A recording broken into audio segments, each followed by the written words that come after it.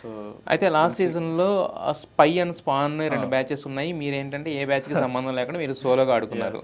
ఇప్పుడు ఈ సీజన్కి వచ్చేసరికి కే బ్యాచ్ అని మాట్లాడుతున్నారు. కొంతమంది ఏమో కే బ్యాచ్ అంటే కన్నడ బ్యాచ్ అని చెప్పి ఆ నలుగురు రష్మి, ప్రేరణ అండ్ నిఖిల్ అండ్ పృథ్వీని కే బ్యాచ్ అని కొంతమంది ఆడియన్స్ కూడా ట్రోల్ చేయడం అలాంటివి జరుగుతున్నాయి. బట్ ఒక తెలుగు షోలో ఇప్పుడు వాళ్ళు తెలుగు సీరియల్స్ ద్వారా వచ్చిన వాళ్ళు కదా, సో మరి మీరు దీన్ని ఎలా చూస్తారు ఈ కే బ్యాచ్ అనేది? అంటే నాకు పర్టికులర్గా అట్లా నేనైతే డివైడ్ చేసి చూడను. నేనైతే ఓకే ఆడియన్స్ ఇష్టం వాళ్ళు, మనం we can't say that audience wrong అని చెప్పలేము.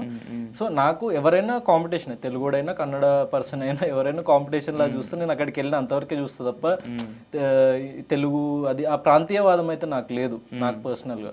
సో అయితే బయటకు వచ్చే ఒక టాక్ ఏమొస్తుందంటే last Bigg Boss grand launch 2.0 వచ్చేసరికి ఏంటంటే కంటెస్టెంట్లు ఒక్కొక్కరికి 6 lakhs 7 lakhs per month per week అని చెప్పేసి వస్తుంది యాక్చువల్గా. మరి గౌతమ్ కృష్ణ 10 lakhs.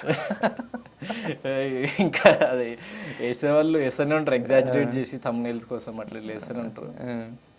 అంటే ఉంటది కానీ ఎంత అన్నది బట్ అదే చెప్పకూడదు కానీ, బట్ అంటే ఒక లాస్ట్ సీజన్తో పోల్చుకుంటే బెటర్, లాస్ట్ సీజన్తో పోల్చుకుంటే బెటర్ అనిపిస్తుంది.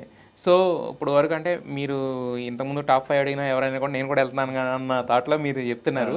బట్ కాకపోతే ఏంటంటే గేమ్ కింద ఇప్పటి వరకు మీరు చూసినట్లు అంటే వాళ్ళు బెటర్, వీళ్ళు తగ్గుతున్నారు, వీళ్ళు ఇదంతా కాకుండా గేమ్ కింద మీరు చూసిన వాటిల్లో టఫ్ కాంపిటీషన్ ఎవరన్నా అవుతారని అనుకుంటున్నారా మీరు? అంటే మీరు ఇప్పుడు ఇంతకుముందు నబీల్ గురించి మాట్లాడడం కదా, అలా ఎవరన్నా టఫ్ కాంపిటీషన్ ఉన్నారని అనుకుంటున్నారా? అంటే అది యాక్చువల్ నేను లోపలికి వెళ్ళిన తర్వాత మీరు చూసే ఎందుకంటే వైల్డ్ కార్డ్స్ వస్తున్నారు, ఎవరెవరు వస్తున్నారు నాకు కూడా తెలియదు ప్రాపర్గా.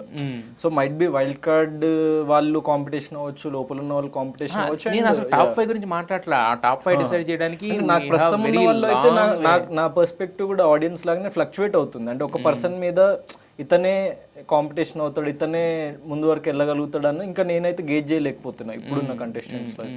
అయితే ఇప్పుడు మొన్నటిదాకా వచ్చిన దాంట్లో ఏంటంటే ఒక్కొక్క సీజన్లో ఒక్కొక్కళ్ళు ఒక రకమైన పర్స్పెక్టివ్లో ఉంటారు ఆడియన్స్ అనేది. ఈ సీజన్లో ఏమవుతుందంటే ప్రతి చిన్నదానికి అందరూ కలిసి హగ్ చేసుకోవడంతో మొన్న నేను అబ్బాయిని కూడా అదే అడిగా, ఇదేం బిగ్ బాస్ హౌసా హగ్స్ హౌస్ అని అడుగుతున్నారు బయట అని. అదొకటిని ఈ సోనియా ఈ కైండ్ ఈ నిఖిల్ వీళ్ళదే ఒక ఇది నడిచింది కదా. సో ఇలాంటివి చూసినప్పుడు ఏమనిపిస్తుంది మీకు? అంటే ఎక్కడన్నా ఏదైనా గీత దాటుతుంది అనిపిస్తుందా, లేకపోతే ఏమనిపిస్తుంది అది చూసినప్పుడు మీకు? అంటే అదే ఆబ్వియస్లీ అదే ఏదైనా రీజన్ అయి ఉండొచ్చు యాక్చువల్లీ. అంటే పర్సన్కి వాళ్ళ వ్యక్తిత్వాలు డిఫరెంట్ ఉంటాయి కదా. సో అంటే ఎప్పుడైతే మనం టీవీలో చూస్తామో అవి కొంచెం అంటే బయట లైఫ్కి టీవీలో మనం చూసిన దానికి చిన్న డిఫరెన్స్ ఉంటుంది, చిన్న గీత ఉంటుంది. సో అది వాళ్ళకి నాకు తెలిసి కంటెస్టెంట్స్ అర్థం కావట్లేదు వాళ్ళకి బేసిక్గా. అంటే ఆడియన్స్కి ఇట్లా బ్యాడ్గా ప్రొజెక్ట్ అవుతుంది అన్న విషయం వాళ్ళు అర్థం చేసుకోలేకపోతున్నారేమో అని నాకు అనిపిస్తుంది. మైట్ బి సరే, నేను అంటే మీకు నిజంగా చాలా మందికి అనిపిస్తుంది కదా. సో ఆడియన్స్ నేను వెళ్ళి వాళ్ళకి ఈ పాయింట్ అయితే చెప్తా, హగ్ బాస్ని చేయకండి బిగ్ బాస్ ఈ ఒక పాయింట్ మీ తరపున నేను చెప్తాను. అయితే లాస్ట్ టైం చాలా పెళ్లి సంబంధాలు వచ్చినాయి కదా గౌతమ్ కృష్ణకి, మరి దాంట్లో వెయిటింగ్ లిస్ట్ లో పెట్టారా, ఏదైనా కన్ఫర్మేషన్ దాకా వెళ్ళిందా, ప్రాసెసింగ్ లో ఉందా? నథింగ్. అంటే ప్రస్తుతానికి నేను నా కెరియర్ మీద కాన్సన్ట్రేట్ చేసుకుంటూ, ఏజ్ కూడా తక్కువనే, ఇప్పుడే అవన్నీ రెస్పాన్సిబిలిటీస్ కానీ అవన్నీ అంటే కొంచెం కైండ్ ఆఫ్ రిస్క్ కదా, రిస్క్ ఫ్యాక్టర్ కదా లైఫ్. మరి వాళ్ళు ఎంతకాలం వెయిట్ చేయాలి, వాళ్ళకి ఒక కన్ఫర్మేషన్ కావాలి కదా. అంతమంది అమ్మాయిలు అప్లికేషన్ పెట్టుకుంటే టైం వచ్చినప్పుడు అన్ని జరుగుతాయి. మరి ఇప్పుడు ఈ సీజన్ ఇప్పుడు ఇంకా ఫాలోయింగ్ ఇంకా పెంచుకొని ఇంకా కొంచెం డిమాండ్ కూడా పెరుగుద్దేమో మీకు?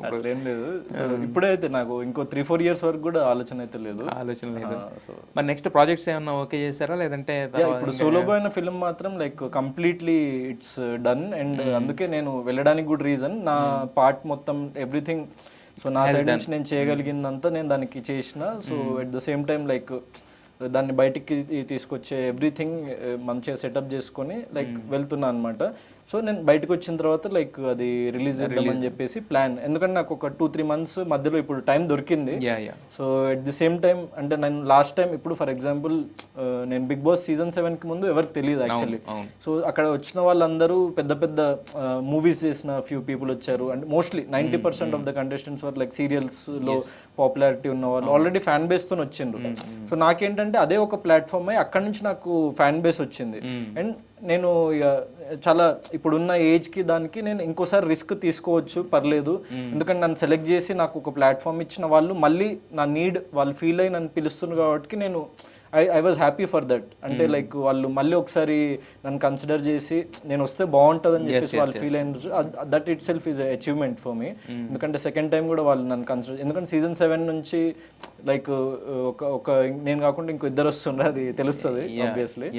సో అది దానికి నేను happy and I want to give my 100% and I want to prove my self once again. And last time అంటే ఒక 13th వీక్ ఎండ్ వరకు ఉన్నా నేను ఆల్మోస్ట్, అంటే ఇట్స్ లైక్ 91 days ఉన్నా నేను అక్కడ. సో 105 days దాంట్లో 91 days అంటే it's like 91% of the show I was there. So అంత లాస్ట్ వరకు వచ్చి వెళ్ళిపోయినా అన్నది నాకు బాధ. అండ్ లాస్ట్ టైం నాకు సార్ ఏం చెప్పారంటే ఓటింగ్ నాకు తక్కువ లేదు, సో అర్జున్ అంబటికి ఓటింగ్ తక్కువ ఉంది కానీ గ్రాండ్ ఫినాలే పాస్ గెలవడం వల్ల ఆయన ముందుకు వెళ్తున్నా నేను బయటకు వస్తున్నా అని చెప్పేసరికి అది ఇంకా బాధ అనిపించింది. అరే అంటే నాకు ఓటింగ్ ప్రకారం చూసుకుంటే ఇంకో వీక్ అయినా ఉండాలి కదా, నేను ఆ వీక్ ఉంటే ఇంకోటి ఏదైనా క్రియేట్ చేసుకునేటోని 15th వీక్ కూడా వెళ్ళేవాడిని కదా అన్నది నాకు చాలా మేజర్ డ్రాబ్యాక్.